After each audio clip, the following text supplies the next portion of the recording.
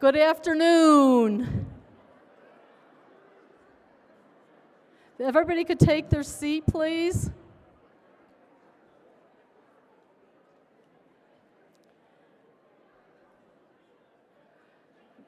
I'm so excited to see everybody, and I can see you're excited to see everybody as well. I feel like saying that we need everybody to be seated so we can have an on-time departure. Please make sure your seatbelts are fastened.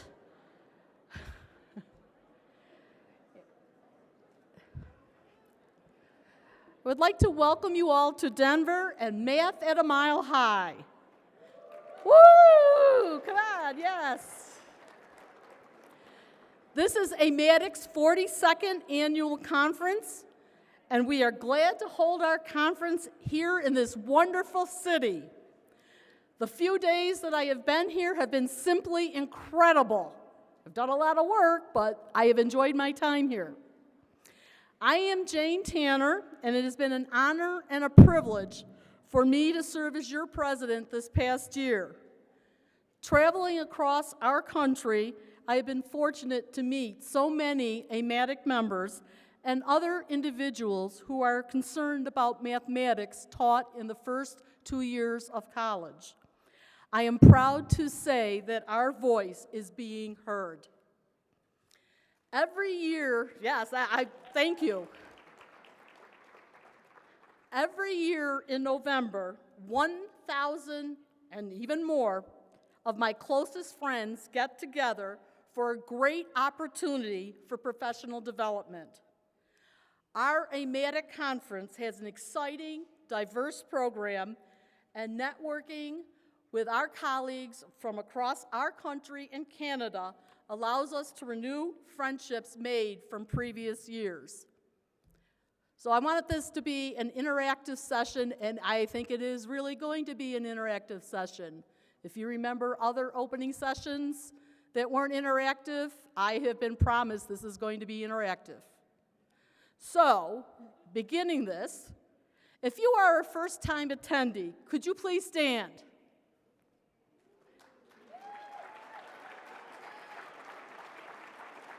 Wonderful. Welcome to AMATYC and your first conference. I hope that you find this conference to be a great experience and that you will want to return again year after year. And please bring a few of your colleagues along. I thank you for making this journey the first time in the Mile High City. Now, this is my 25th conference, and I have not missed one since I started.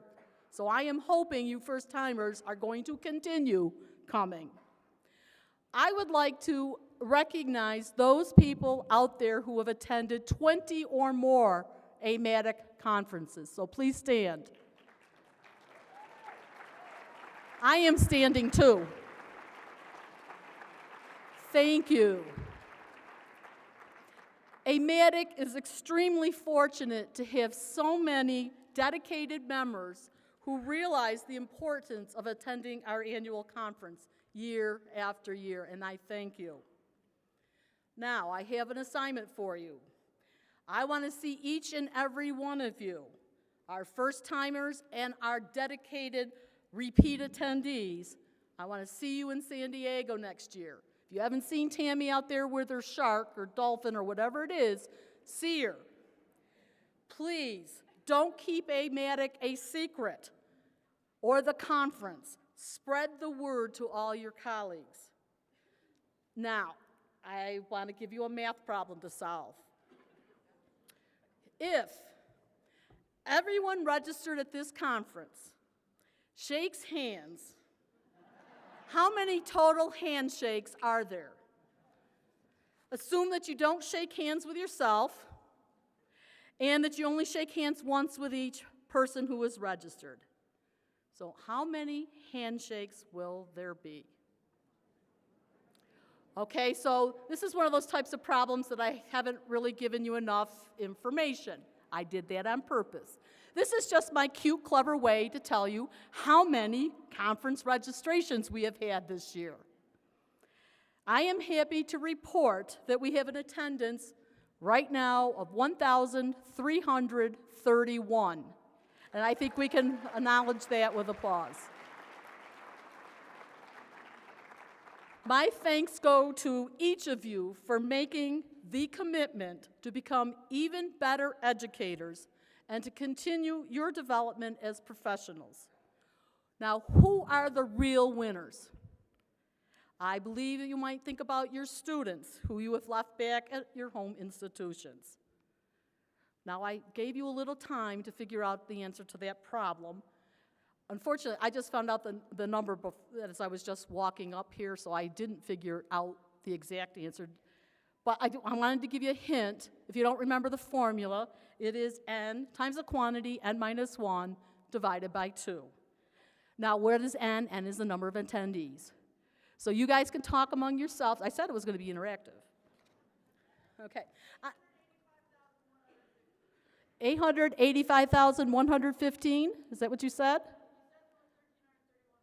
I said that. Okay, so we have an answer. See, you're doing your math. That's great.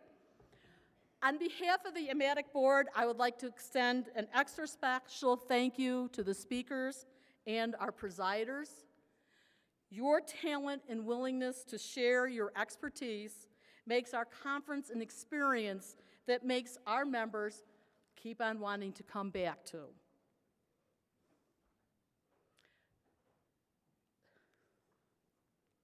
Oop, now I went too far. Okay, there we go.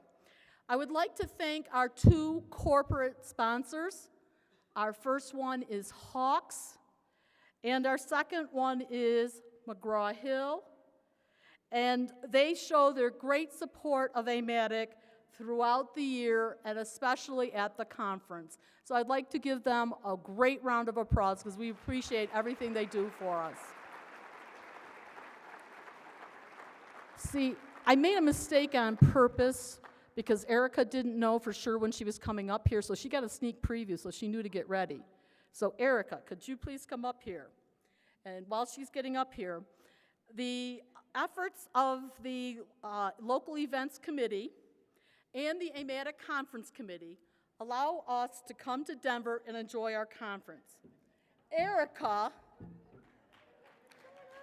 want to bring Jeff and Shauna up, too. Okay, she wants to bring up some of her colleagues. She was first appointed as the Denver Local Events Coordinator in 2013. A lot has happened since then for us to come here today. She has worked on preparing this conference with her colleagues, along with Kevin Doctor, AMATYC's conference coordinator, and his committee. On behalf of the members of AMATYC, I'd like to thank Erica and Kevin, this is your interactive part, and their committees for all of their efforts in making this a most successful conference. You're good, you're good. In addition, I'd like to thank all of the affiliates and AMATYC members in the Central Region for their support in making this conference happen. Congratulations to all of you. And I see Erica's joined us, and I told her she could have a couple minutes here, so I have no clue what she's going to say. I'm not sure what I'm going to say either, but let's find out. So first of all, I want to say hi, and I think that's kind of a pun intended there. So welcome to Denver. If you've been here for several days with us, you will know that yesterday we had 80-degree sunny skies, and today we have a little bit of snowflakes hanging out in the air, and this is pretty much what Colorado's all about, which is why at any point we can go skiing, we can go hiking, we can have a lot of fun here. I'm going to tell you a couple fun facts about Denver and the Mile High City in Colorado, and then I'm also going to tell you about a wonderful opportunity that we have for tours of local campuses around here. And I also brought my colleagues Shauna Mahan and Jeff Berg up here with me because they have done everything, and I just get to stand up here and wear silly clothes. So thank you to these guys. Honestly, they have done so much. So please give them your... Your thanks. So a couple fun facts about Denver. Yesterday, as I said, it was over in the 80s, and all fall long it's been super warm, and we've been a little bit nervous, like when do we get to go ski? And then finally today, I have the CDOT, Colorado Department of Transportation alerts on my phone, and they've been ringing all day saying, oh, the highway's closed. There's multiple spinouts, there's accidents everywhere. And thank goodness we are all here safe today. So I'm glad you're here, and I'm glad you made it, and I'm glad that you get a look out from this wonderful hotel and watch the snow and not be stuck on a highway somewhere. Okay. So some fun facts. You wouldn't believe it today, but Colorado enjoys more than 300 days of sunshine a year. And even more, the blue skies that we have are actually bluer than other places because we are so much higher than other places and we have less atmosphere in the way. A second fun fact is that if you play golf here or if you happen to be a Colorado Rocky, if you hit the ball or you hit a home run, it's going to go 10% further because we have less oxygen and less moisture in the way. So go out and play a few rounds of golf while you're here. It should be nice again tomorrow and Sunday and Saturday. Today's Thursday, yeah, for the next 3 days. So enjoy some rounds of golf. And then finally, you probably know we are at a mile high here. If you want to stand at exactly 1 mile high, go to the 13th step at the Capitol building, and you will be at exactly 1 mile high. And also, interestingly enough, the Capitol building, its dome, is sheathed with 24-karat gold metal plate, and apparently it contains what is called Colorado Rose Onyx, and selfishly, our state took the whole world's reserve of Colorado Rose Onyx and put it in our Capitol building. So it might be worth checking out. I think I need to go check it out too after reading that. Okay. So now what I want to do is invite you guys to join us on some tours of some local community college campuses. And Jeff Berg gave me this information, so I am going to read what he wrote me. He's one of my very favorite colleagues in the whole entire world. So here's what I invite you guys to join. So go to the hospitality room. There's 2 sign-up sheets. The first is for a campus tour of Arapahoe Community College. It's in Littleton, about 10 miles south of here, and will take place tonight from 5:45 to 9 o'clock. This first tour will feature a complimentary round-trip light rail trip, so you don't have to worry about weather or snow or traffic. You'll have an overview of programs and current initiatives and a facilities tour. The plans will allow the possibility of networking at a late dinner in downtown Littleton. And downtown Littleton is really a fun place to be, and Jeff is a really fun person to be with. So please take advantage of this. Go to the hospitality room and sign up. Jeff will not steer you wrong. You will have a blast. So hospitality room, 5:45 today, and there's a sign-up sheet, or just show up and he will give you a fantastic experience. Tomorrow, there's a tour of the Colorado Community College of Denver, which is within walking distance of our hotel, and it takes place from 3 o'clock to 6 o'clock. The tour will feature an overview of the programs and current initiatives and a tour of the Auraria campus, which is home of 3 institutions. The University of Colorado at Denver, which both Jeff and I are alumni, Metropolitan State University of Denver, from which my daughter graduated, and the Community College of Denver, which many of our colleagues from CCD are here. Plans will allow the possibility of networking at the Tivoli Brewery, which is really fun, in the middle of campus at the end of the tour. And back when I was at CU Denver, I made plenty of trips to the Tivoli Brewery. It's a really fun place to be. So again, people will meet at the Plaza Court 1, which is the hospitality room, at 3 o'clock tomorrow afternoon for this tour. And there are sign-up sheets. I think there's 20 spots per tour. Is it possible to bring more than 20 people? Okay, probably not tonight, but maybe tomorrow. So be there, don't be square, have a lot of fun. And if you want to know anything else about Denver and where to go and what to do, please come see us in the hospitality room. We have tons of ideas for you.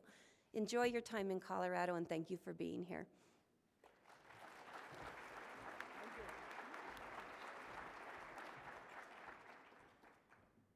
Thank you.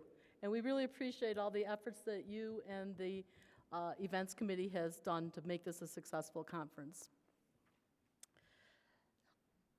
Dr. Doyle. Dr. Diana Doyle is president of Arapahoe Community College. She's also here this afternoon to welcome us to Denver. So please.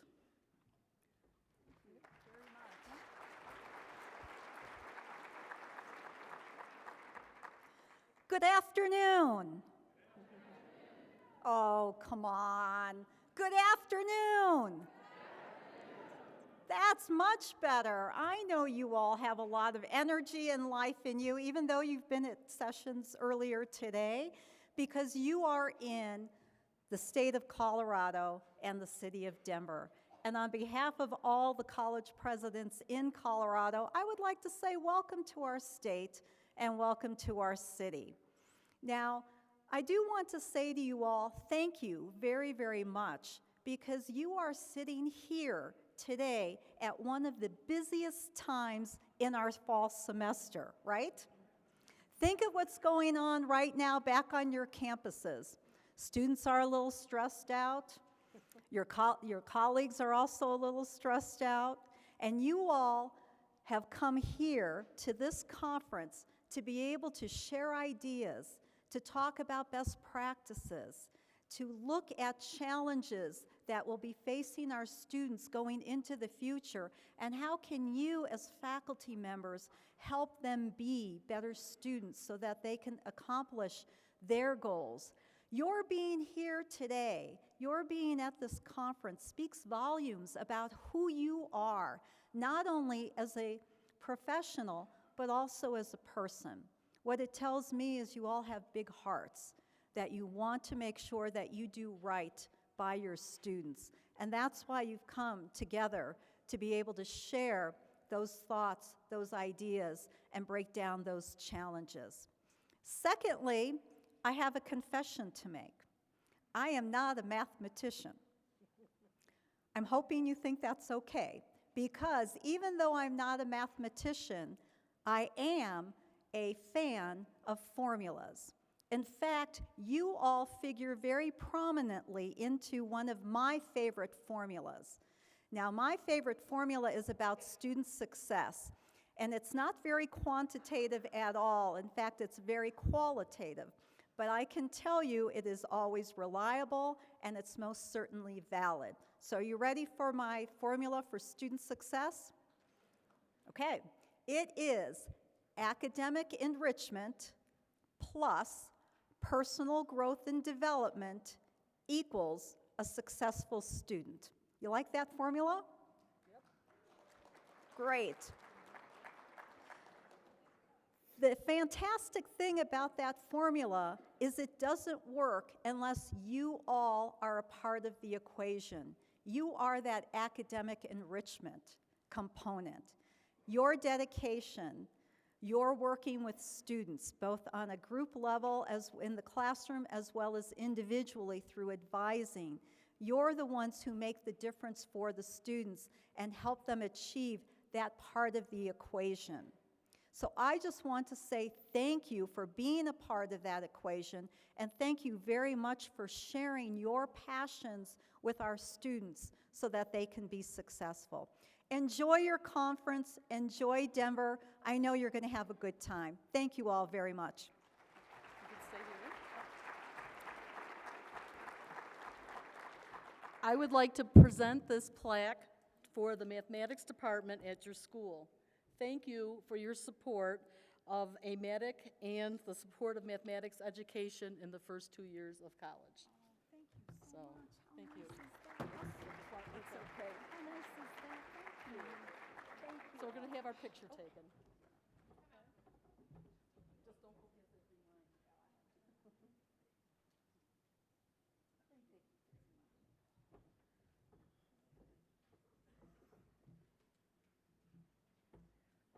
They never told me I would drop this. Next,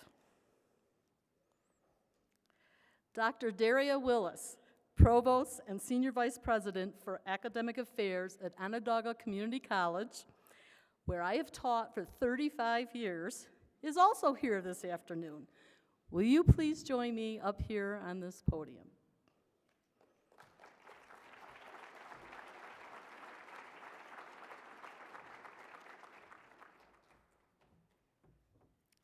Dr. Willis, I would like to present you this plaque to recognize Onondaga's support of AMATYC and its program throughout the years. A longtime institutional member, Onondaga participates in the Student Math League and values the professional development that my colleagues receive when they attend our conference. Would my colleagues from Onondaga please stand? I believe there's one, and where's the other one? He got tired. Okay, thank you. Thank you. I am sure they all agree with me that Onondaga is true supporter of AMATYC's mission. I would be remiss if I did not mention the incredible support that I received from my college while I have served AMATYC as a production manager of our journal, the Northeast Vice President, and in my current role as President. As I travel throughout the country, I proudly state my two roles, that of AMATYC President and a faculty member at Onondaga.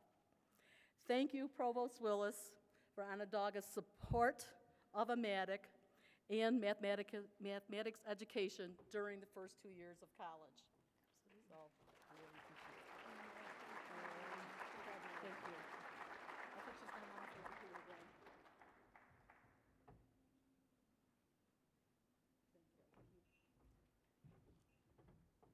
Would you like to give a few words, or? Sure. You guys didn't come to hear from a historian, so hopefully you don't boo me off the stage. But it's my pleasure to be here with everyone this afternoon, and I just want to congratulate Jane for all of her hard work. I never really see her on campus because she's never home. She's always traveling for the benefit of the conference. She works very hard for AMATYC, and I think that she's put on an awesome event just showing the numbers that are here tonight. So enjoy the conference. Thank you very much for having us here, and Jane, congratulations. Thank you.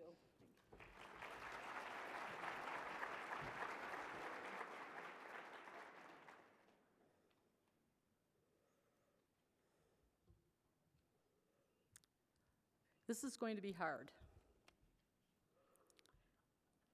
We come to the part of the program where I, on behalf of AMATYC, recognize an exceptional AMATYC member, Margie Hobbs. Would Margie's daughter, Holly, and sister, Pam, please join me at the podium? While they're coming up here, where does one begin when talking about Margie Hobbs and her lifetime of accomplishments within AMATYC? She served on committees as program conference chair, regional vice president, treasurer, not once but twice, and conference coordinator. Tragically, Margie left this world in March, leaving her family and AMATYC members in a state of shock. A tribute to Margie can be found in the April 2016 issue of our newsletter, the AMATYC News. I can feel Margie's presence with us here at the opening session. I think this must be the only conference Margie has missed since like 1980. 37 years. The picture that you see of Margie on the right-hand side of the screen, is it on the right-hand side? There. I can't tell because it's our left, your whatever. This was taken when Margie participated in a site visit to Denver to scout out a location for our 2007 conference that was to be held in New Orleans, and that ended up being in Minneapolis. This picture was taken at Rocky Mountain National Park outside of Estes Park. It is with great pleasure that I present the Herb Gross Presidential Award to Margie Hobbs, and it's going to be accepted by her daughter Holly and her sister Pam. As Phil Mailer said, Phil, I'm doing this, if AMATYC were to have saints, Margie would be one of the highest rank.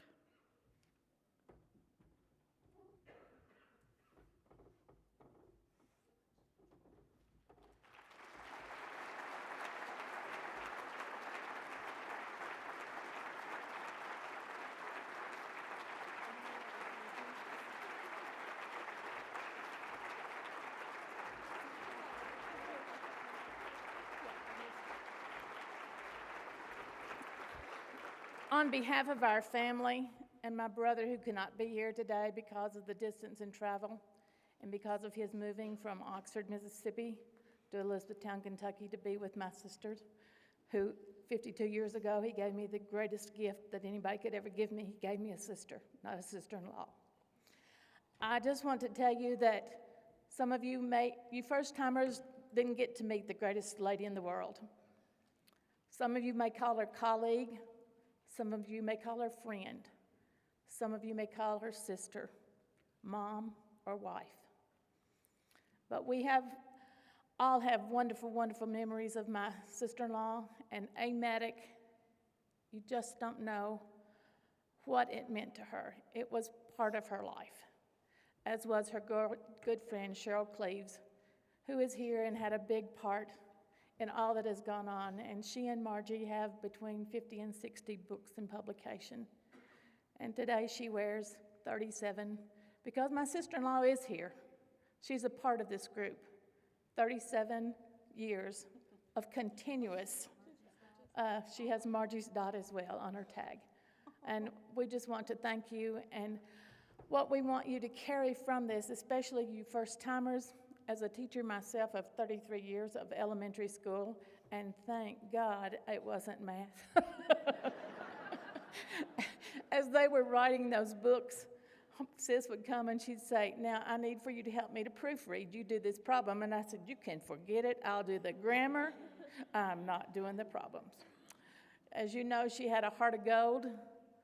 She would love you from your toenails to the tip of your hair, but just like that, she would put you straight in a minute.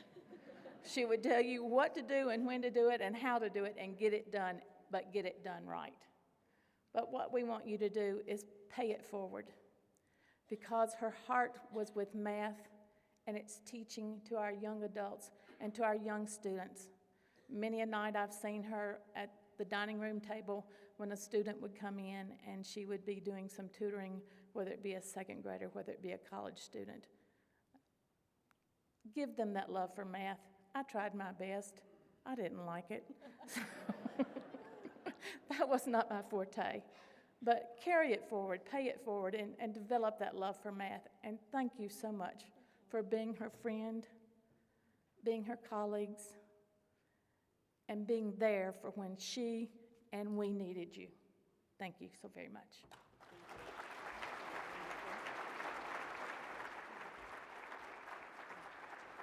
Wait, come back. You're not listening. Come back here. I'm not done. My script says before Holly and Pam leave the stage. Oh. You missed that part. I would like to make one more announcement. The AMATYC board and the foundation board unanimously have voted to establish the Margie Hobbs Award, to be given annually starting in 2017 to an AMATYC member who is attending his or her first conference and has been selected to present a regular session or workshop. I can't think of a better way to keep Margie's memory alive in our hearts. So, Amen. Amen. Thank you.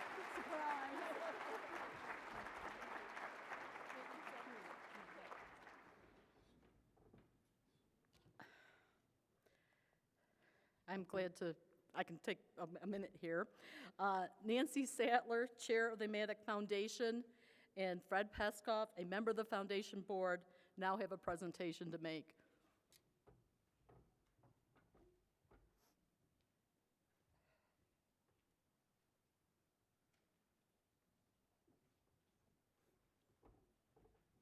Good afternoon. First of all, I want to thank all of you for your support of the AMATYC Foundation, whose mission is to provide financial support for the goals and activities of AMATYC and its members, and for the AMATYC projects. This afternoon, it is my pleasure to be on stage when the Lila and Simon Peskoff Award is presented for the very first time. This award is made possible through a contribution to the AMATYC Foundation by Fred Peskoff in memory of his parents, and will be given annually to an AMATYC Project Access Fellow who has contributed to the education profession in the area of mathematics taught during the first 2 years of college. The award consists of a lifetime membership in AMATYC, given to an individual who has successfully completed the 2-year Project Access program, and also has demonstrated familiarity with the scholarship of teaching, participated actively in professional communities, demonstrated a commitment to continued growth in mathematics, maintained a membership in AMATYC for at least one of the last 3 years. Please see the AMATYC website for further information. It is my pleasure to introduce to you Fred Peskoff, who will present the award.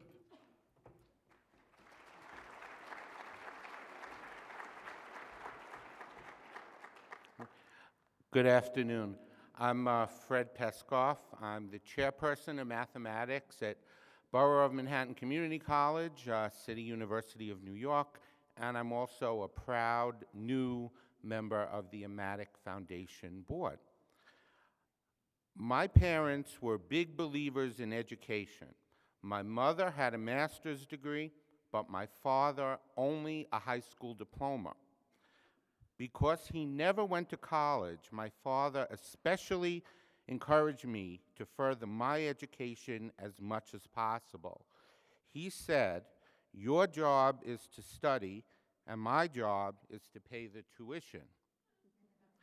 He did not want me to work even part-time when I was a student. The majority of our students today are certainly not in this situation. At my college, and I'm sure yours too, they struggle financially. Many are first-generation college students, often born in other countries. Many work full-time and support their families, not vice versa. Yet they are determined to succeed. My family and I created the Lila and Simon Peskoff Scholarship Fund at Borough of Manhattan Community College to help them. But after seeing so many new faculty also struggling financially in our noble but not necessarily high-paying profession, I realized that helping students wasn't enough. That's why in 2015, I created an AMATYC Lifetime Membership Award. I plan to fund this award every year, right? CUNY just got a raise, right? And encourage Project Access graduates to apply.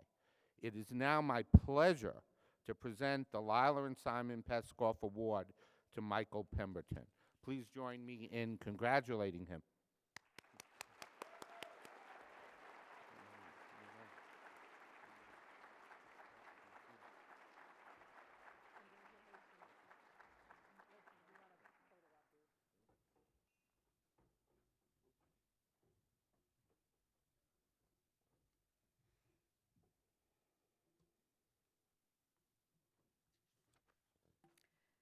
Thank you, and congratulations, Mike.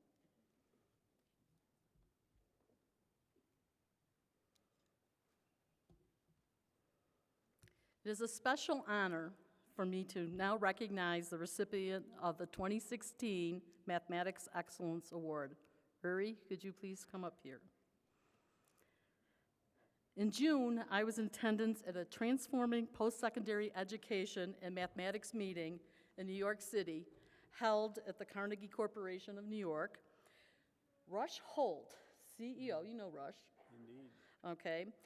He said, and he's the CEO of the American Association for the Advancement of Sciences. He said, never underestimate the satisfaction of an audience when you tell them something they already know.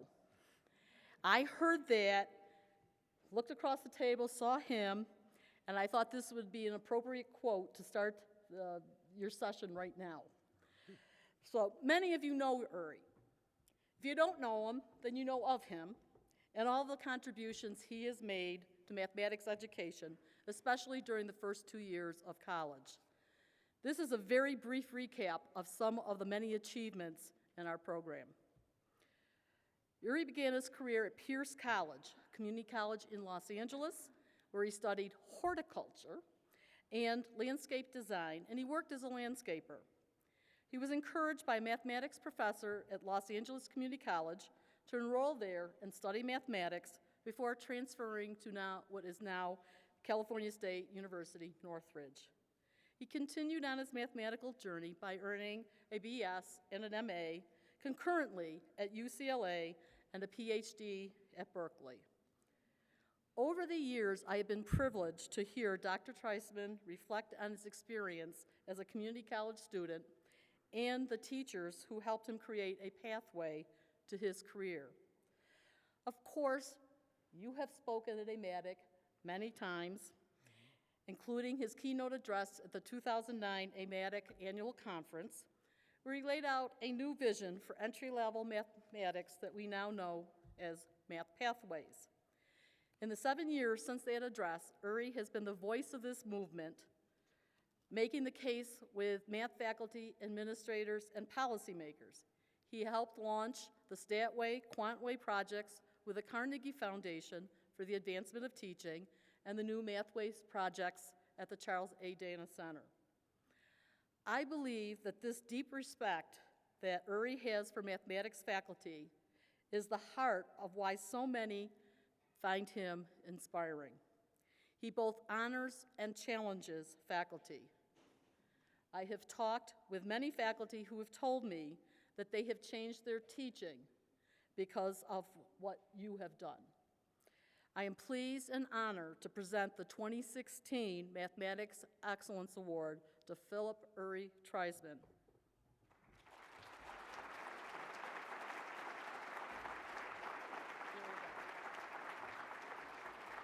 Congratulations. You deserve it. Look at this. Look at.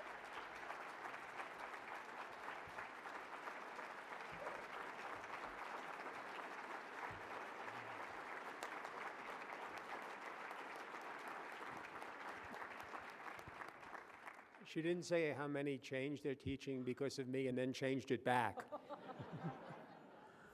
And we have 1,331 people here. Notice it's a palindrome. Perfect cube. Perfect cube, too. Go figure. Next year, we'll have 1,728. It's wonderful to be recognized by an organization that you actually care about and deeply respect. A lot of friends in the audience, and I think we all know that you could be up here just as likely as me. I do think at these events, you know, it's fun to honor each other, but I really think we should take a minute and just pull up in our head the picture of the teachers who produced us and honor them. Jack Stutzman, who she mentioned, you know, took me aside and did something wonderful for me. And 15 years after, I went back to honor him at his retirement. And I asked him if he had any idea what kind of influence he had on my life. I was planning on being grounds and maintenance my whole life. And he said to me, quote, "Teaching is a bitch." And he said, the way I got through it was by when I had a bad day, I would pick someone at random and do something wonderful for them. And that day it was you.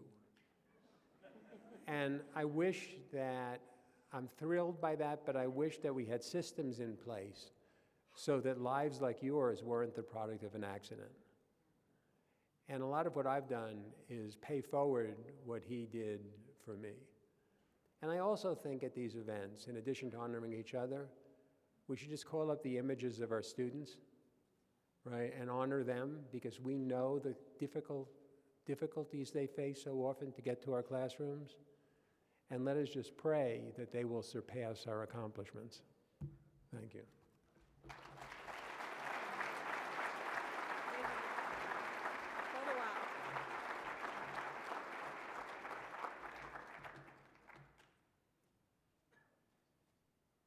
Thank you and congratulations.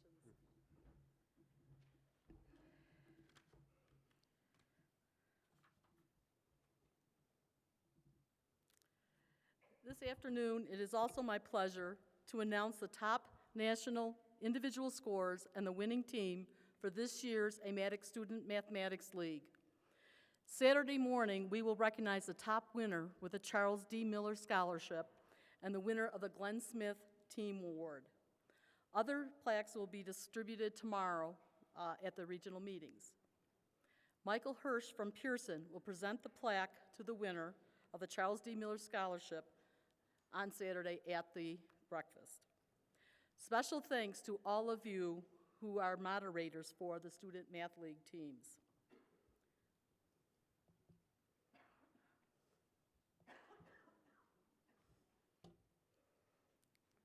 There we go.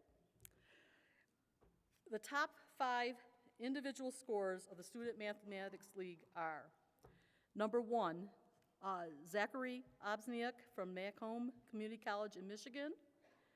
There is a tie for second place. Nikhil Marta from Rochester Community and Technical College in Minnesota. Zilong Wang from Berkeley City College in California. In fourth place, Macy Woldek from Suffolk County Community College in New York. And a tie for fifth, A.J. Aurora from Schoolcraft College in Michigan. Matthew Haas-Lee-Yu from West Valley College in California. And Jeffrey Zhang from Indian River State College in Florida. The winning college in the competition is West Valley College, California. Please join me in a round of applause for these outstanding students.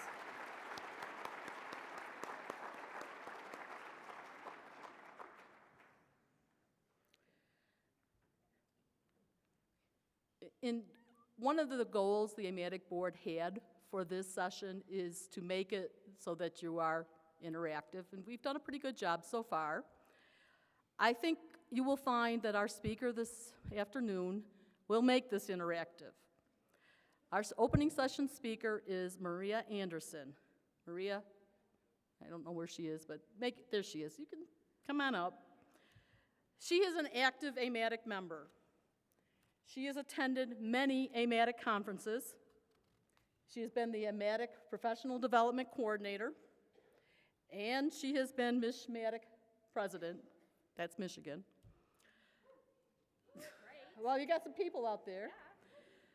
Yeah. When I said I was Jane Tanner, nobody said anything, but that's all right. Okay, I remember, and I don't know how many years ago this was, but it was quite a few years ago, she challenged the AMATYC board to come up with funding to provide webinars for our members.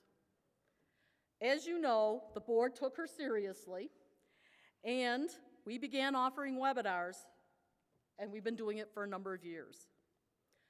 Maria also challenged the Innovative Teaching and Learning Committee to sponsor the AMATYC Ignites event during the conference, Friday night tomorrow, 6 p.m.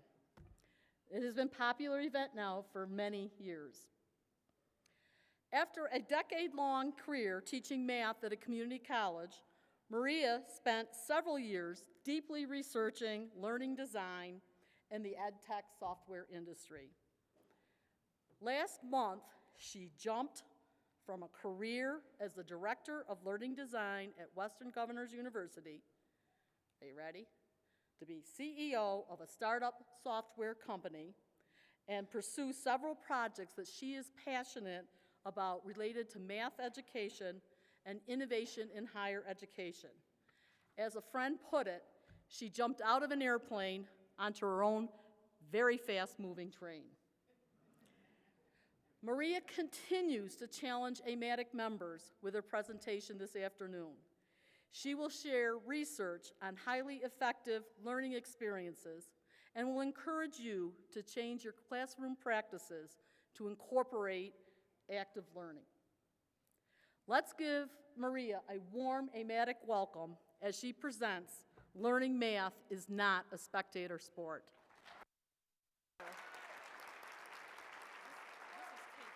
It's fine, I don't need it. I am thrilled to be here today talking to all of you. I think people have various aspirations in their life, and probably from the very first, maybe not the first, maybe the second time I attended AMATYC, I thought, how do I get the chance to talk to the whole group? And I'm not quite sure who pulled which string where to make this happen, but thanks, whoever you are. I think I've wanted to teach and be involved in education since I was about 4. This is me when I was about 4. I also wanted to be Superman, but I don't have a picture of that. Something really profound happened to my family when I was about 5. My mother had a series of strokes, a series of operations on her brain that left her unable to read, write, talk, paralyzed on one side. And that's something that she never fully recovered from. The reason I said this had a profound effect is because from the age of 5, I've been trying to figure out how the brain works. And so from that moment, I had to figure out how to reteach my mother how to communicate with the world, how to do basic everyday functions like lock a patio door. And my mom, who had been a math major and a graduate, had a bachelor's degree in math, lost all of her ability to do math. And so one of the things she very much wanted to relearn was math. So what's interesting about working with somebody who has a brain injury is that you get to spend time with a very unusual brain. And it teaches you some interesting lessons about how learning actually occurs. And I took a picture of this patio door because it's always been a good example to me. My mom couldn't figure out how to lock the patio door after she had her stroke.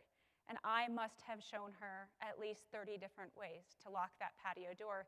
And finally, something stuck. The right combination of neurons fired, and she was able to connect locking that door to something else that was still in her memory, and she could do it. So I think I've been trying to figure out how people learn for about 37 years.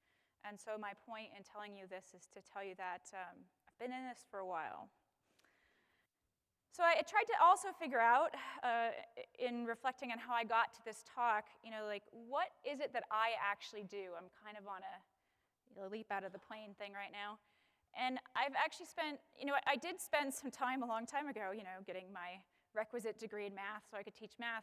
But since that time, I've taken some pretty deep dives into a variety of topics in instructional design and adaptive learning and faculty development and STEM reform and physics education reform and all sorts of different things. And I think where I've arrived at the end of this is that probably I'm a learning engineer.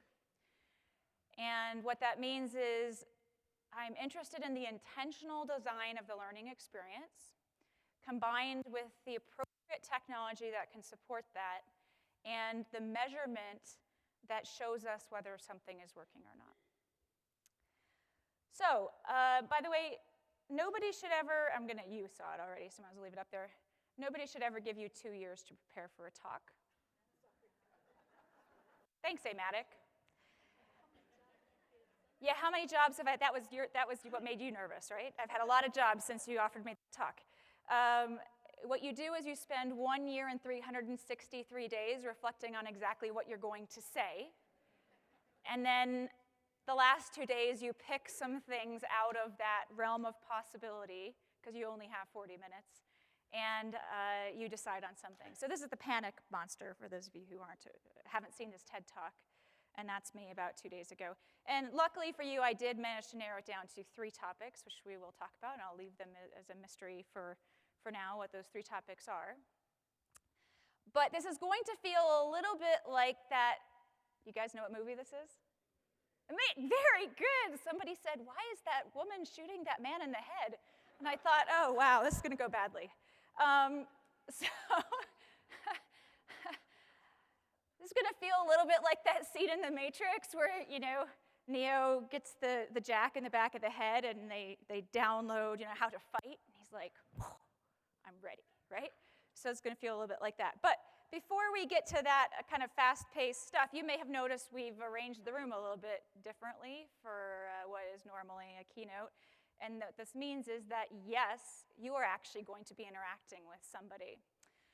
So the very first thing I'd like us to do is, you notice the room is arranged into 4-person pods, and you may be in a pod that doesn't have 4 people. And so what I'm going to have us all do is just everybody stand up. So those people who are not in a pod of 4 can go join a pod of 4. Okay, and if everybody stands up, nobody will feel like they're being singled out to move. So if you're not in a 4-person pod, go find one.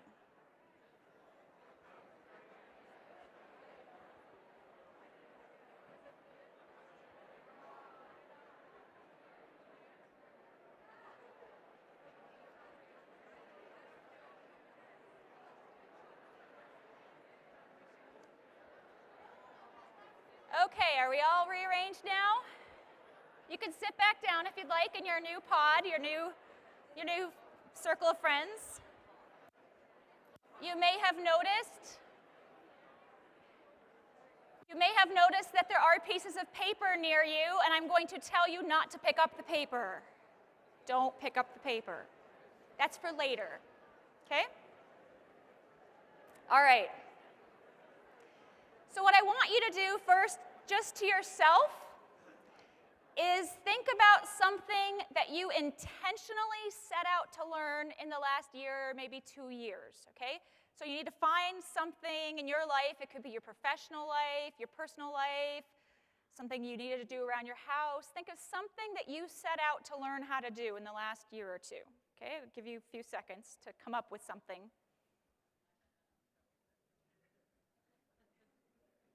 Don't share it, just think about it.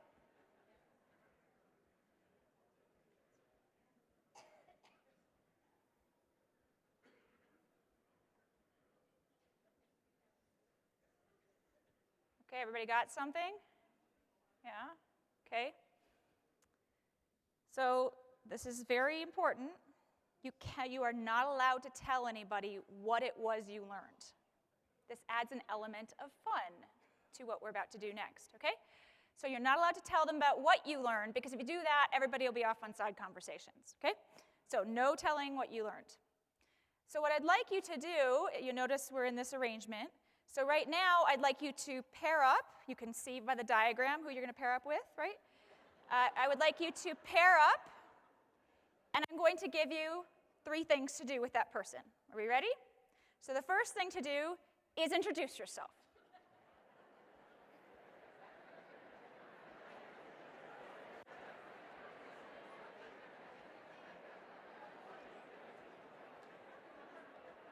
Okay. The second thing to do,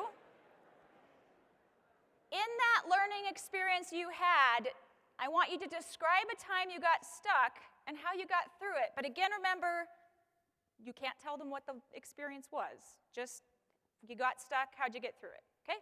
So each of you go. I'll give you a minute or 2.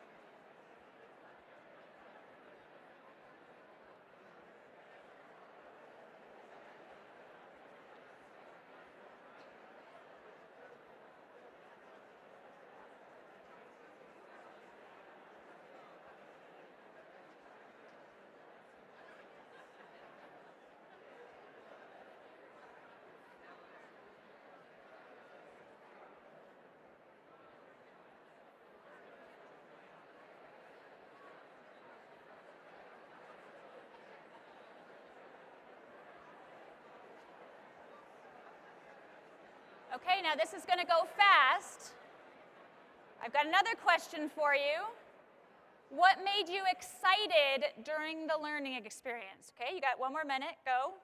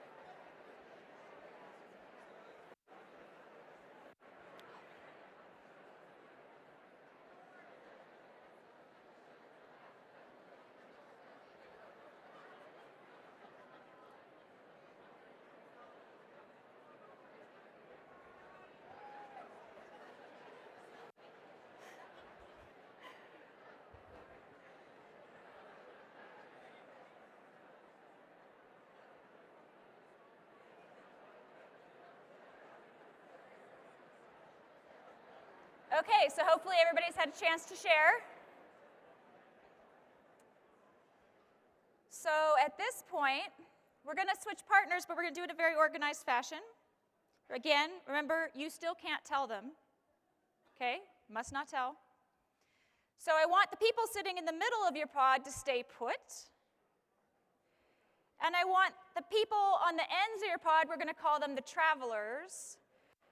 The travelers are going to move in a counterclockwise direction, just one seat away, okay? Go.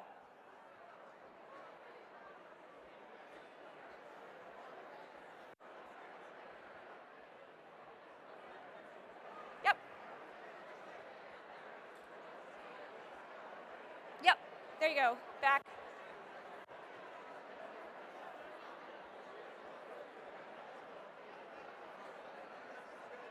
Just get a new partner. If you can't figure out counterclockwise, don't worry about it.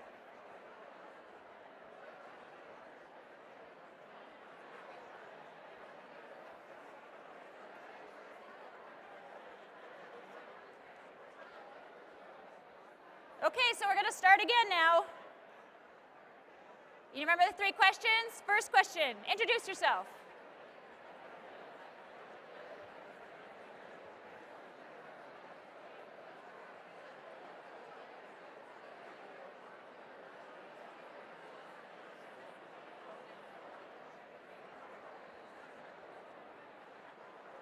And now describe a time you got stuck and how you got through it.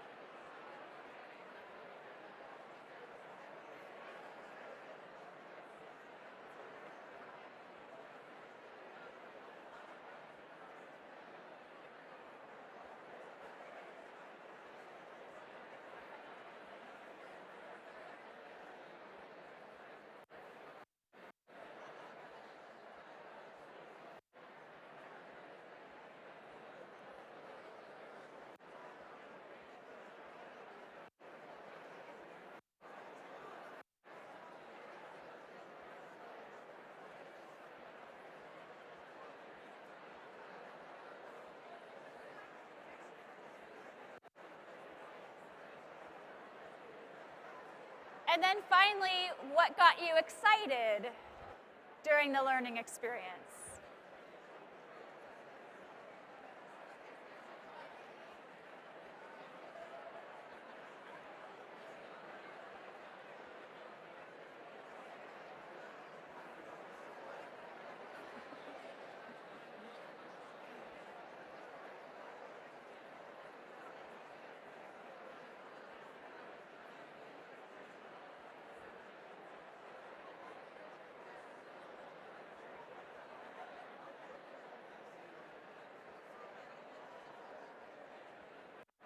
Okay, so we're going to go one more time, which means that the travelers stand back. So stand up if you were a traveler. And just travel again, one seat to the next person.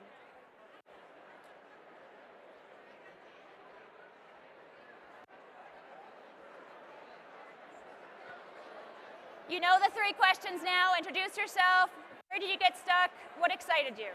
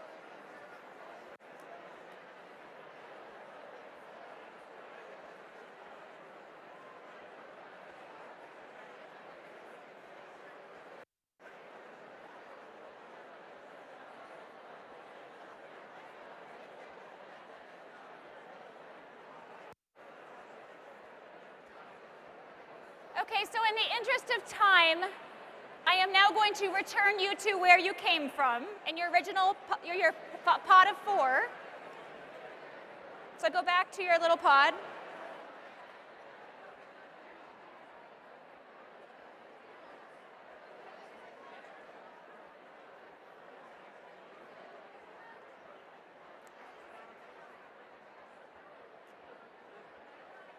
And as you think on the experiences you just talked about,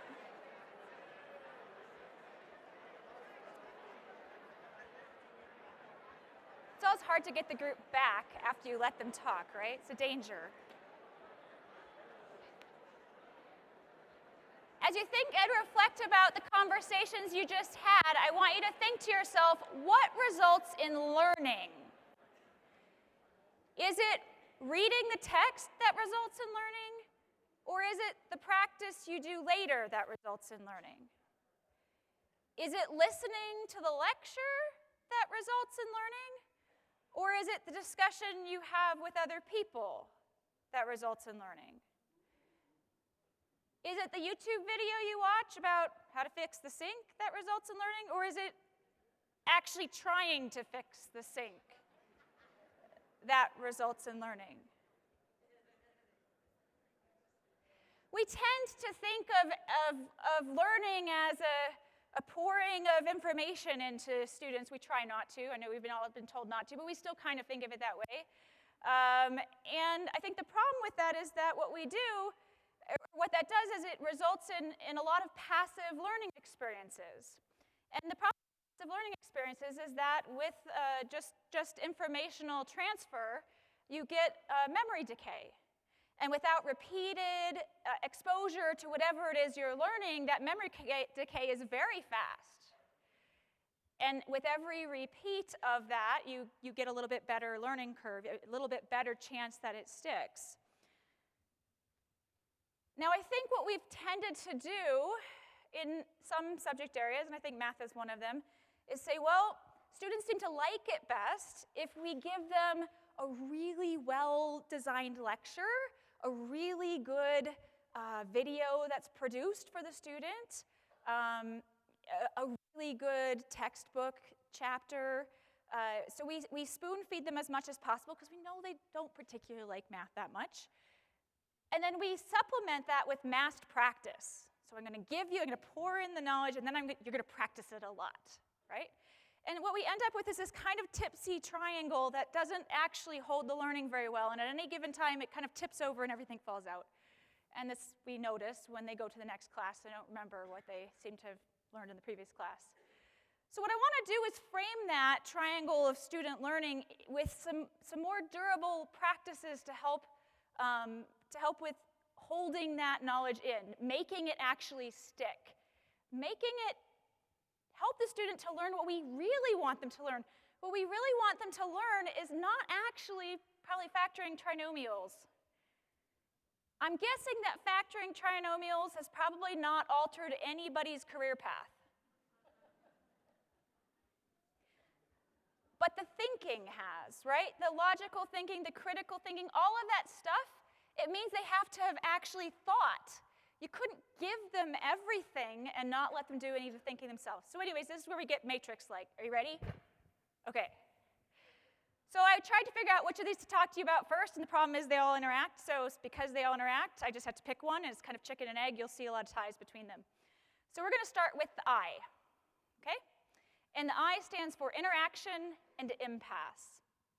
So many of you, I'm not going to make you commit to this, but many of you, if I give you this statement, my class is highly interactive, will say, yep, my class is highly interactive. I also thought so. I'm going to flash these by very quickly. I promise that I'll be on my website later, so you don't need to worry about writing it down. The diagrams I'm about to show you come from a study done by Vilma Mesa. She lets me show these diagrams at conferences because I think these are super interesting. And I hope you think so too. She went into classrooms with graduate students and mapped out what actually happens in terms of interactions. So there's a key here, so pay attention to the key. You'll be able to see the students. The instructor is a triangle. The questions are stars. The answers are bubbles. Ready? So here is a community college math classroom in one diagram. So you see the teacher at the top. They ask a lot of questions. And you see a couple students in the front row answering and asking some questions, and maybe a little smattering of participation in the back row, right? Different classroom.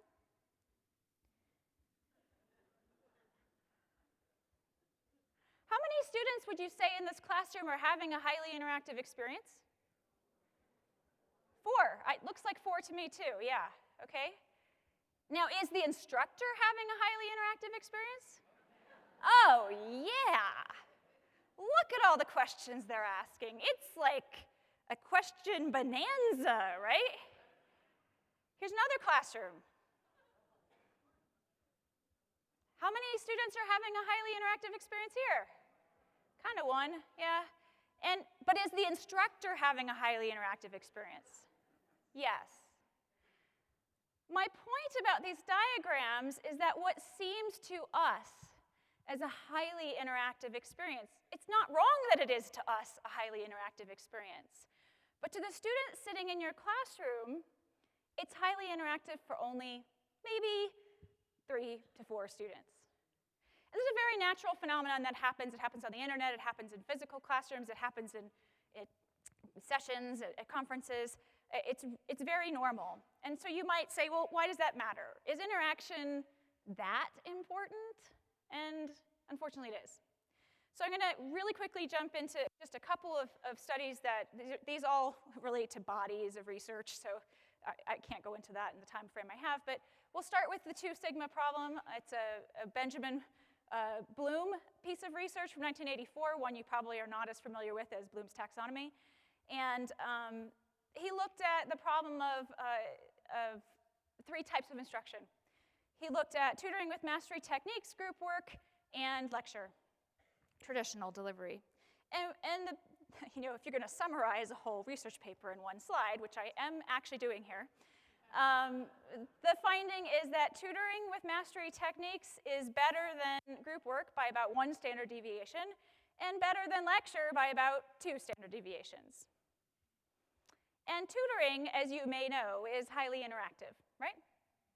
So then a follow-up study on this called Learning from Human Tutoring. Really great paper, 65 pages, a little bit long. They did some research around trying to figure out what it was about tutoring that makes it so dang effective. And what they found was that it was actually an increase in the number of interactions, not the content expertise of the tutor, that makes the largest difference for deep learning outcomes. It was when the tutor actually stepped back from providing content and said things instead like, well, why do you think that answer is wrong? Well, what do you make of that? Do you think it's right? Like when they provided no content whatsoever, just prompts to make the student think about it themselves. That's what resulted in the deepest learning outcomes. In addition, they found that explanations, when provided up front, didn't actually improve outcomes. So you know all those like well-prepared lectures and videos and things like that? It didn't actually improve outcomes. But it did turn out that these were very useful, content explanations were very useful at the point the student sought them out. So at that moment in time, at that moment of confusion or realization that they did something wrong, that was the moment to deliver the content. So there's many, many follow-up papers to this, including this one by a group of researchers headed by Ben Lane, and, which I'm probably mispronouncing. And the reason I show you this one is because they also found that successful learning appears to require that the student reach an impasse, that they actually get a little bit stuck. Now, I don't know about you. Do students like to be stuck? They think they don't like to be stuck, but I'll show you in the next part that maybe they like to be stuck more than you think. So an impasse is just when a student realizes they lack something, they can't, and maybe in some of the conversations you had, you talked about that stuck point and how you got past it, and maybe even that was the exciting part to you, was getting past it, which it is often for a lot of people. So I just wanted to show you some examples of how we might get interaction in the classroom. If you could hit play on this video in the back for me. Should be at the bottom of the, thank you. So one of the ways to get interaction in the classroom is to literally stand them up and make them do the work themselves. So this is just a video I shot of one of my classrooms. We put whiteboards around the whole classroom, and students spent about half to 3/4 of the time doing the work themselves, talking to each other. And this technique of traveling that we did in the room, so they would do one problem with one person writing, another problem with the second person writing, and then every time there was the next problem, somebody would travel, right? So it looks something like this. Here's problem 1, this person in blue writes. Here's problem 2, this person in blue writes. Problem 3, one person moves. You always have new partners. The reason this is really important when you're gonna do kind of interactive stuff, you have to have a high degree of structure to it. If you don't, it becomes kind of a free-for-all where everybody discusses the last football game and what they did over the weekend, right? This was also nice because it created a sense of community in the classroom. Everybody knew they'd be working with everybody. If there was a socially awkward student or a student who never had their homework done, it didn't matter because you only worked with them for 2 problems and then you were done. And everybody got the chance to be the one who led and the one who followed. Another thing you can do is constrain the responses. So it turns out that if you only give out 1 paper per pod of 4 or 1 paper for every pair, they're actually more likely to work together because they have to look at the paper together, right? So sometimes very simple things can get you the interaction you want to have happen. So 2 people, 1 paper could do the trick. You can also do things like say, well, I'll just let everybody who's in a group do a problem, and then I'm gonna have them bring the problem to me when they think they've got it solved, right? And at that point, I'm going to judge them, the group, not the student, right? Say, you can either tell me you got an answer, tell me you would like to hold for this round, or, well, those are the 2 things you're allowed to do. And based on that, I'll either give you a point, take away a point, or give you 0 if you're holding for the round. So if your group decides they cannot possibly deal with turning in an answer, they can just stay at 0. But it is really fun to watch the ones who think they've got it, and then they don't, and then they get to have that argument about who was right and who was wrong, and it's great fun. So there are many ways you can do interaction. This is just a small subset of them. Certainly, we can provide good questions for students using things like clickers, poll everywhere. Whoops, forgot I had set a timer for myself. Clickers, poll everywhere, all sorts of different technology strategies for large classrooms. The trick is finding good questions. So if you haven't ever checked out MathQuest at Carroll College, they have some really nice questions there that you can use to try to get at interaction in larger groups of students. And I think we could probably, amongst ourselves, write an even better set for some of the classes we teach. But you may be thinking at this point, okay, yeah, that's great, but in a room full of 30 students, how likely is that I can bring all 30 students to impasse at the same time? Not easy, right? And that is, in fact, a real problem when you're dealing with one-to-many teaching situations. And this is where I think technology, if done right, can make it easier to deliver that kind of interaction and impasse to students, delivering the content at the moment of struggle. So we're starting to see all sorts of systems that do that, right? We have initial knowledge and mastery, and between those two things, there's all sorts of content we could deliver. Those are the rectangles. There's misconceptions students can encounter. Those are the exclamation points, and questions we could ask to probe at what they know, right? And so some students, they get a question, they know it, they're done, right? Other students take a more wandering path. Sometimes they take circular paths through the material, but that's okay because you can deliver what needs to be delivered at the moment it needs to be delivered. So that's if a system works well, and I think so technology can do that. Unfortunately, what I also see in terms of the ed tech space is technology that's like, ooh, well, we'll play a video for you, and then we'll do this massed practice, where we do the same problem over and over and over with different numbers in it, right? That's massed practice. And so we want to avoid systems like that. It really doesn't do much more than the passive type of learning we have happen other places. And in fact, I would say that it can actually be very boring for students. If all that happens is you get told you're wrong when you do a problem, that doesn't actually do much. It doesn't provide the prompting that a tutor would provide, right? It doesn't say, hey, well, think about that. Are you sure you're right? I mean, maybe I shouldn't even tell you you're wrong. Maybe I should just start asking you more questions. So if I think you're wrong, maybe I should be asking you questions like, rather than just saying, oh, you're wrong, here's how to do the problem instead. Are you sure? Did you check the solution? You know, if you did these things, what would you get? Like, a smarter system would do the prompting that a tutor would do. So I stands for interaction and impasse. Can I hear that from you guys? Very good. So now we're moving on to C. And C stands for, we'll go back here a second, C stands for challenge and curiosity. So I'm going to read this to you for those of you in the back. How do I get somebody to learn something that is long and difficult and takes a lot of commitment, but get them to learn it well? We're math teachers, right? Like this is, we feel this, right? I got to get them to calculus or whatever, right? That's a long journey, okay? But actually, this is a quote from the game industry. When you want somebody to play a game from start to finish, you want this exact thing. And in fact, if you think about it, if you really think about it, some of these games, you need a bachelor's degree to play.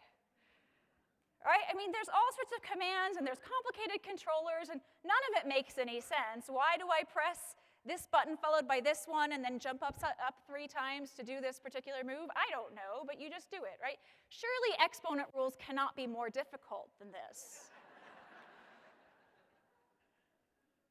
So let's think about for a second how players learn games. It is actually the exact same thing that the process children go through to learn. They give it something a try. They push at the boundaries that are around them in the space that they're in. They try over and over, and they look for patterns. And they learn from those patterns. Now, how do we teach? Oh, well, we won't get to that for a second. This is a little bit like the structure of learning to play a game. So our players there in the middle, they try something, they push at the boundaries, they see what works, they see what doesn't work, right? It's a very complicated structure where they're exploring a space.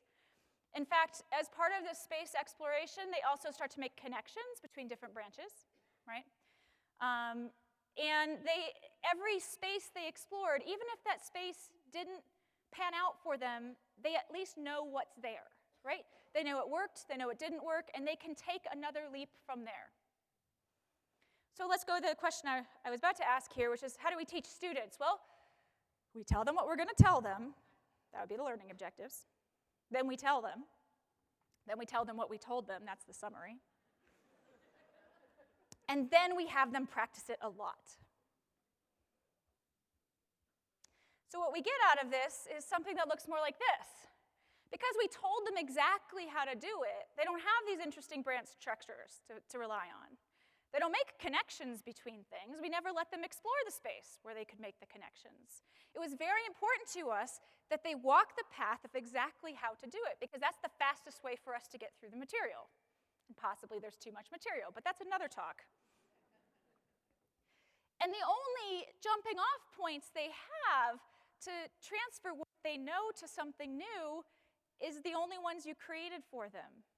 They don't have this beautiful structure, if we back up, that provides, oh crap, what did I just do? There we go. That could have been worse. They don't have this, they don't have this structure of all these branching off points for other places they might go if you provide them with a problem that doesn't fit the mold. But you don't have to just take it from me. There is this whole body of research called the productive failure research. And again, I'm just going to pick out one paper and summarize it in about a slide for you. And so in this study, what they did was they gave students, these are math students, highly complicated problems to solve. In fact, they were so complicated that none of the students in the study solved the problems. This is over a 2-week period. They just kept plugging away at trying to solve these highly complicated problems. At the very end, they provided like 1 hour of kind of wrap up and gave them kind of a framework like to hang their hats on. And the control group just got standard, run-of-the-mill, let me show you scaffolded worked problems and we'll do some practice, kind of the normal thing that we tend to do. And so it turns out that these students who never actually solved problems themselves to the end, when given easier problems to solve, they performed not only equal to the other students, but guess what? Better. And in fact, when they gave both sets of students a completely new type of problem to solve, like that required new types of reasoning, guess which students did better? Yeah, those, right? They had more jumping off points. They had investigated more things. So this is a really interesting body of research. I highly recommend diving into it. It's called the productive failure research. So I come back to this question: how do I get somebody to learn something that is long and difficult and takes a lot of commitment, but get them to learn it well? I think we need to have more challenge, more exploration, and more curiosity. How many of you are really bothered by this illustration? I'll give you a second to see it. It's really upsetting, isn't it? We actually like to learn by solving puzzles. We like to learn by being challenged. In fact, learning is the brain having fun. How much fun is it if I tell you exactly how to do everything and then just say, copy it? It's not actually that much fun. So notice you're still in pods, right? We're going to do this quickly. And you guys talked over, so I'm going to take another 5 minutes, sorry. There's a piece of paper under your chairs. There's actually 2 for your pod, so you can kind of share across in case you can't read. I am going to give you 1 minute to figure out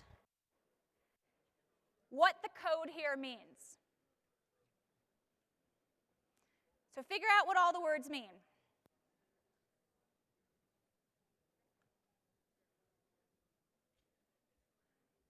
You should have 2 pieces of paper under your chair, so there should be enough to share across the partners.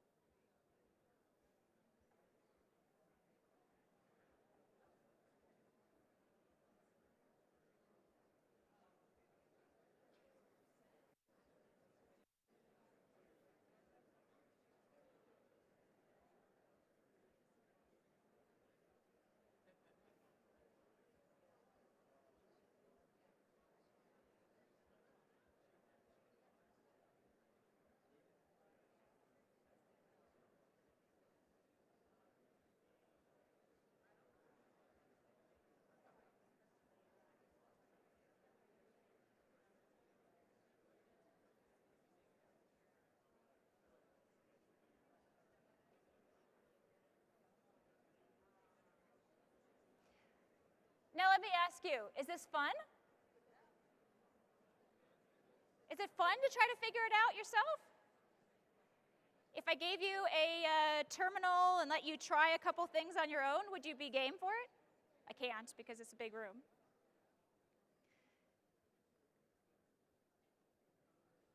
Okay, so my point is, and again, I'm a little time constrained, but it is more fun to let you figure it out yourself than to tell you. I could have given you a slide that told you what all the code meant. I'm not honestly sure that would enable you to actually write a line of code that worked, just telling you what each piece of the code meant. Seeing it in action is probably a little bit more appropriate. There are lots of things we can do in math classes to help students to have curiosity and challenge. We can write problems in all sorts of different ways for classes, making them explore spaces instead of giving them problems that always have one finite answer. Giving them interesting problems to solve, like this problem from Cornell has a set of questions called the good questions, I think it's called.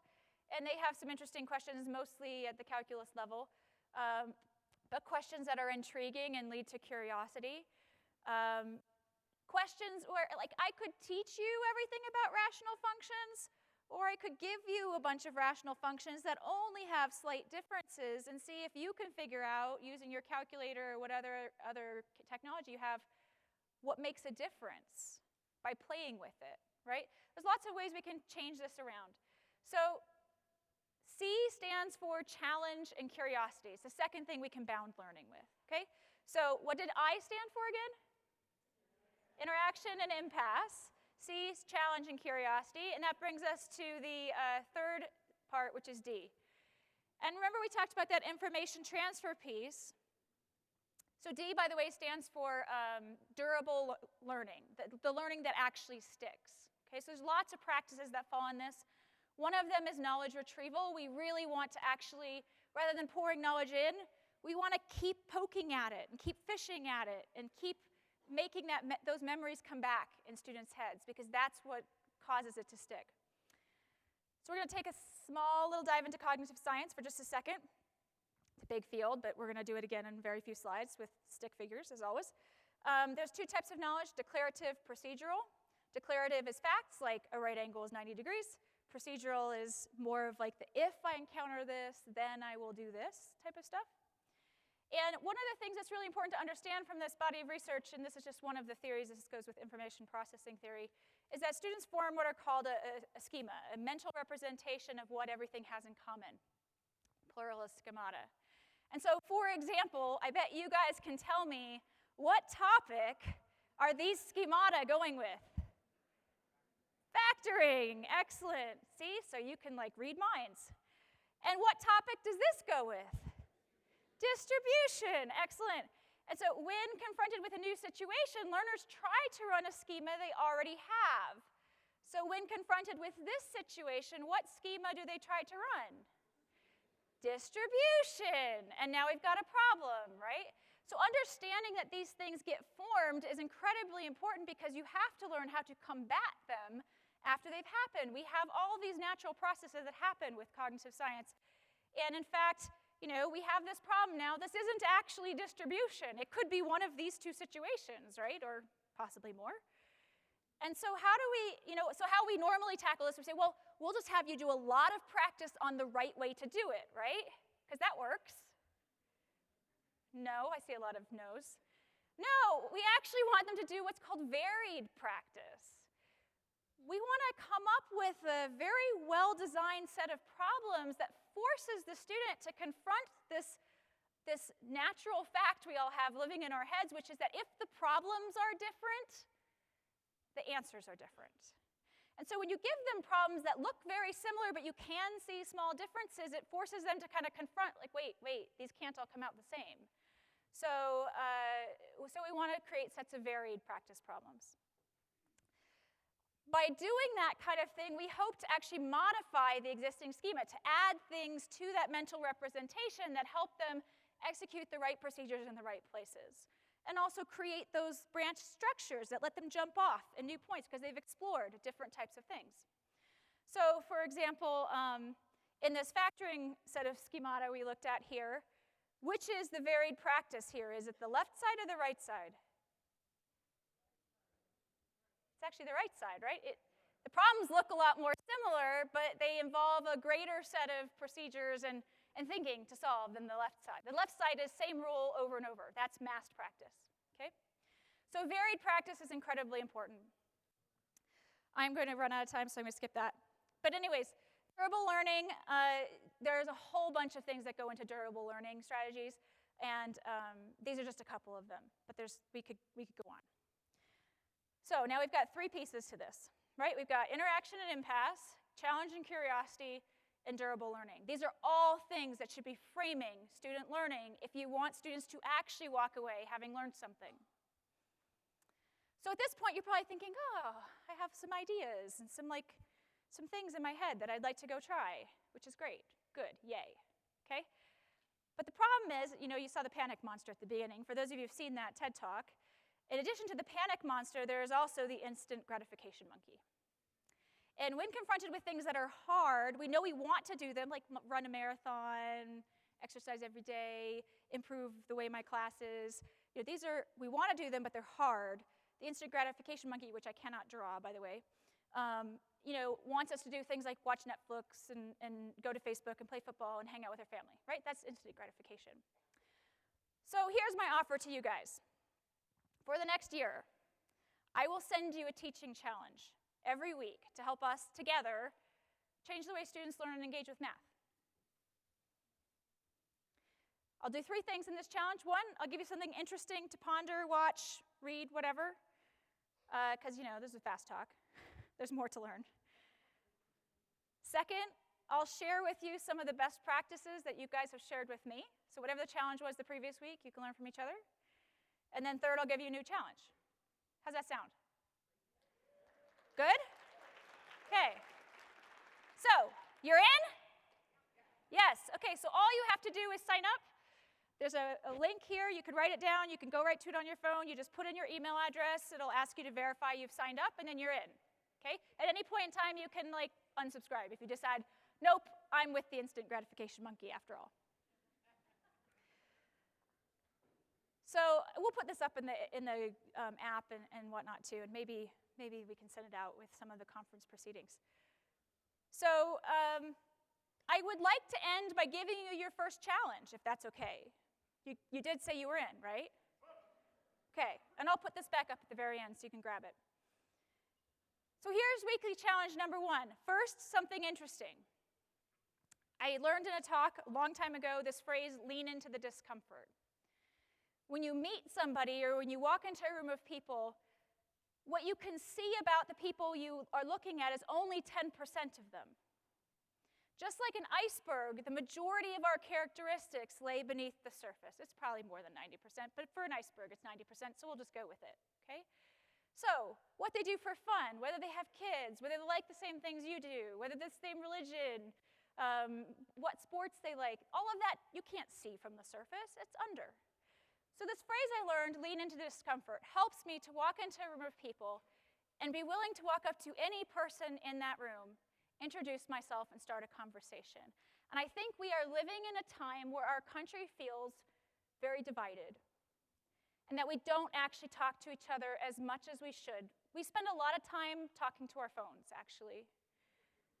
And so my challenge for you for the next 4 days is to put away those digital tethers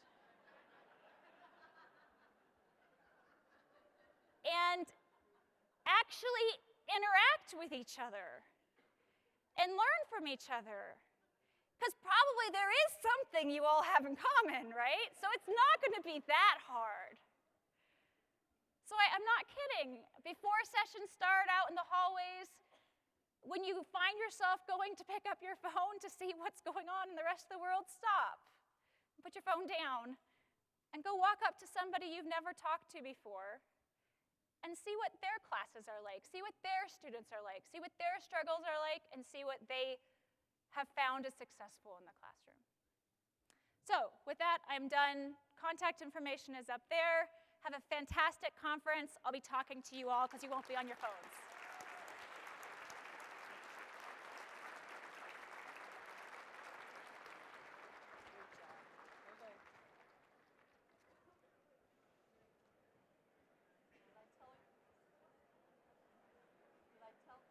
Do you want my...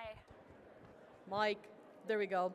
Did I tell you she would challenge us? She's been doing it for years. I'd like to present this certificate to Maria for challenging us. Thank you so much.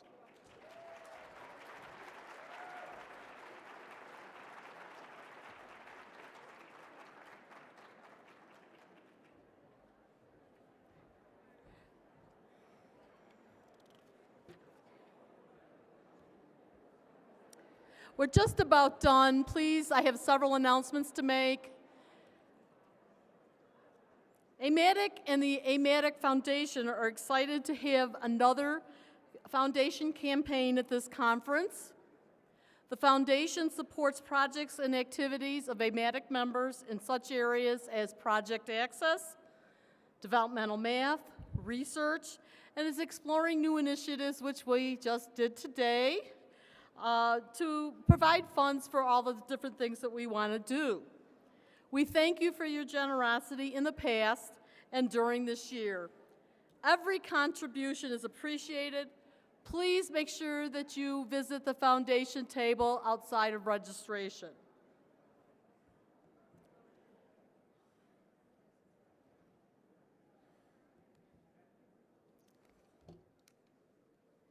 There we go. These are the quick announcements. I know you all want to leave and get to the exhibits. That is fantastic. There's one announcement that I have that's not up there on the screen. Alvina Atkinson and Diane Hunt, I believe you are missing items and they may be found at the registration desk. The exhibit hall will be opening right after you leave this room. It is outside the Plaza Exhibits foyer. Please make sure that you attend the forums tonight. We would love to have your input on the position statement on mathematics for students in the 2-year terminal programs. This is at 7 p.m. in the Governor Square 14. At the same time, in Governor Square 15, you will be able to give input on AMATYC's strategic plan. At 7:30 in Governor Square 15, be sure to provide your input on our efforts to review and update our Beyond Crossroads document. We really want to have your input on our standards document. For the first time in a few years, there will be regional breakfasts that will be held at 7:45 a.m. tomorrow, Friday. A ticket is required for breakfast. You should have gotten it when you printed out your name badge. The Faculty Math League will compete from 2:55 to 3:45 p.m. on Friday in Tower Court D. You are invited to AMATYC's committee and ANET meetings, which will begin Friday at 4 p.m. Please see the conference program or the conference app for specific locations. Our committees and ANETs are not like committees that you are used to. They are open to everyone, so please pick your favorite topic and get involved. For some fast-paced excitement, stop by Plaza Ballroom E to attend Friday's AMATYC Ignite session. It starts at 6 p.m. I'm going to be there. Maria, where did you go? She's going to be there, so it's going to be great. And all delegates should be at the Delegate Assembly at 3:45 p.m. on Saturday in Plaza Ballroom B. Be sure to stop by the hospitality room in Plaza Court 1. Also, we have the impromptu room in Governor Squares 15. And this allows you to network, meet old friends, make some new ones, and just have a great time. Also, be sure to check out AMATYC on Facebook, Twitter, Instagram, and on YouTube. So I hope you have a great conference. I think we're off to a great start. Please go out into the exhibit area and enjoy the vendors and what they have for us. It has been a great session. I hope it was interactive enough for you. Thank you.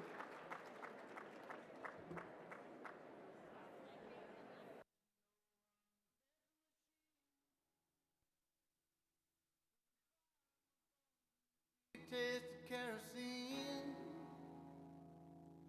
I get lost in the night so high.